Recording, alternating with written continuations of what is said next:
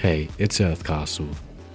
Elevators are a staple of not only Source games, but games in general. They have been in countless Source titles and can not only serve as a compact and interesting form of transportation, or a way to hide level transitions, but also a great set piece for any map. With all this being said, they can be very hard to make for beginners, as they have many complex moving parts and logic behind them. A while back I made a tutorial on how to make elevators in Hammer, but since then it's become very outdated and I've learnt new skills to make better elevators and a more concise tutorial. Which is why today I will be teaching you how to make elevators in the Hammer editor again. First, let's visualize all the elevator components. Of course we have the elevator body itself, but we also have the doors and the buttons. Let's start with the elevator body. To make the body of the elevator, make a cube the size you want your elevator to be. Now hollow the cube out on the inside and make a doorway to inside the cube. You can do this using the clipping tool or other tools. Honestly, this might be controversial, but I just use the carve tool to hollow it out and make the door. Now you should have a shell of an elevator like this. You can texture the inside or outside however you want, depending on what kind of elevator it is and how you want it to look. If you want dynamic lights inside your elevator, I'd suggest using a light dynamic entity, as normal lights cannot be parented to entities, or in my case, use a texture that emits light as part of your elevator body. Once you've finished making your elevator body look pretty, select all parts of it and press Ctrl and T. This will turn the elevator into an entity. Go into the entity properties and change Func Detail to Func Move Linear. After that, give it a name, set the move distance to up or down depending on if the elevator is starting on the upper or lower floor, and change the move distance to the correct number.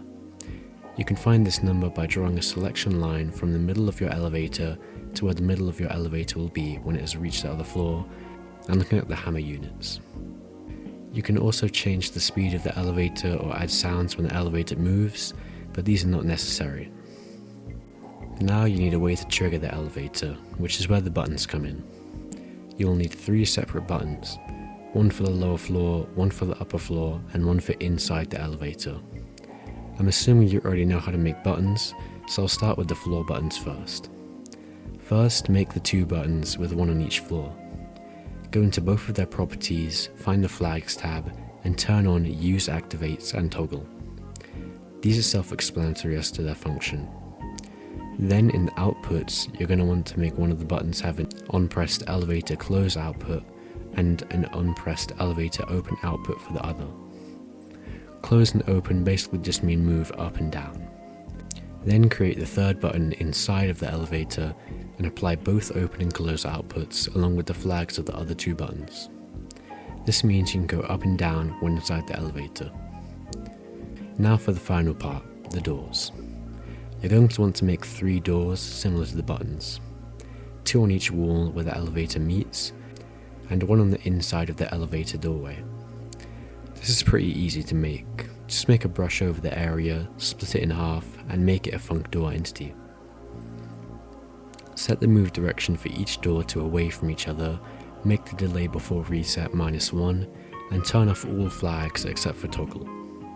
You can also add sounds if you want. To make the doors actually open and close at the right times is where it gets a little complicated.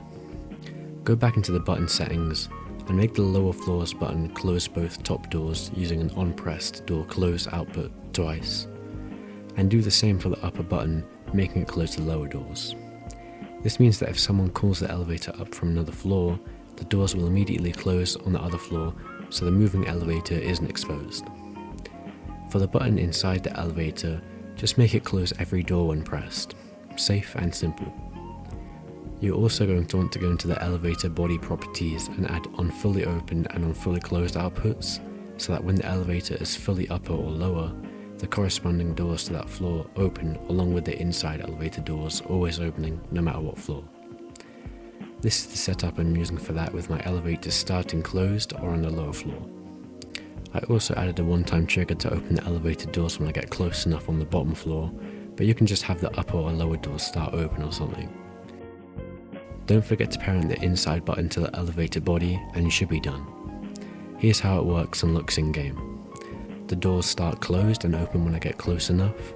I walk inside, admire the absolutely amazing, stunning, beautiful, great, fantastic, super duper epic awesome brushwork by me, and I press the button to take me up. This closes all elevator doors to ensure the elevator is not exposed while moving. Once I reach the top, the inside doors and upper doors are open, now that the elevator has reached the fully open state. It also works the same way when going from the upper floor to the lower floor. And now you know how to make a working elevator in Hammer. Thanks for watching, like and subscribe if you enjoyed. You can join my Discord server using the link in the description if you're a fan of the channel, need help regarding Hammer, or just want to hang out. I also have a Patreon which you can join using the link in the description for early videos, map teasers and more. That's all for now. See you.